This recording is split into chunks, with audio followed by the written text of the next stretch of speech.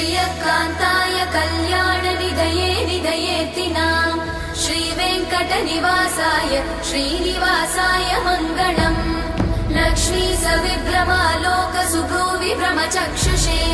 चक्षुषे सर्वलोकानां वेङ्कटेशाय मङ्गलम् श्रीवेङ्कटाद्रिशृङ्गाग्रमङ्गलाभरणाग्रये मङ्गलानां निवासाय श्रीनिवासाय मङ्गलम् सर्वावयव सौन्दर्य सम्पदा सर्वचेतसां सदा सम्मोहनायास्तु वेङ्कटेशाय मङ्गलम् नित्याय निरवध्याय सत्यानन्दचिदात्मने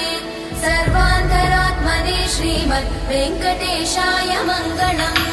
स्वतः सर्वविदे सर्वशक्तये सर्वशेषिणे